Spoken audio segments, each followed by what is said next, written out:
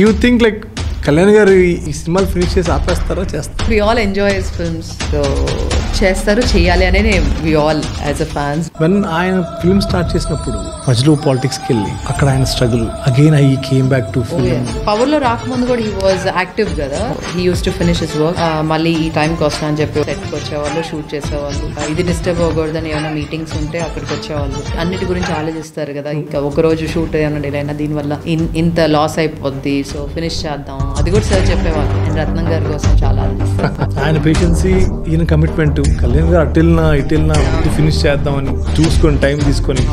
Politics అనేది ఒక different game.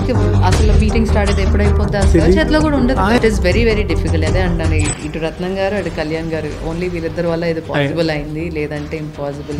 నేను అదే ఒక ఇన్సిడెంట్ కూడా సార్తో షేర్ చేశానని వేరే దాంట్లో కూడా చెప్పాను. బట్ నా ఇంజనీరింగ్ జాయిన్ అయినప్పుడు నేను తమిళనాడులో చేశాను, ర్యాగింగ్ చేస్తారు. సో హాస్టల్ కాబట్టి most of us use to be Telugu. పాట పాడు అన్నారు, పాడండి ఏదో ఒకటి పాడాల్సిందే. ఓకే సరే పాట పాడమన్నారు కదా, మనమేమో ఏపీ నుంచి వచ్చాం.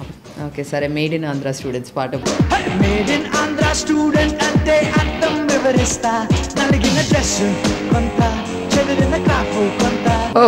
సో ఆ సంగతి సార్ చెప్పాను. సార్ ఇలా ఆఫ్ కోర్స్ బయట ఏంటంటే రాలేయడం ఈజీ, ఈయన ఫిల్మ్స్ చేస్తున్నాడు, ఇంకేమి ఫిల్మ్స్ తప్పించి ఇంకేం చేయాల్సిన అవసరం లేదు, ఇప్పుడు దాంట్లో వస్తున్నాయి డబ్బులు అంటాడు. ఎవరైనా బయట నుంచి ఒక మాట అనడం, సినిమా గురించి అయినా మనిషి గురించి అయినా అనడం అనేది చాలా ఈజీ, కానీ ఓన్లీ మనం ఉన్న వాళ్ళకి తెలుస్తుంది అదేంటో అనేది. ఎన్ని స్ట్రగుల్స్ ఏం చేసామని పక్కన పెడితే, getting an opportunity to style him or design Kalyan garu is a blessing అని చెప్పాలి. Even you are not a fan, you will become a fan. That is Kalyan గారు.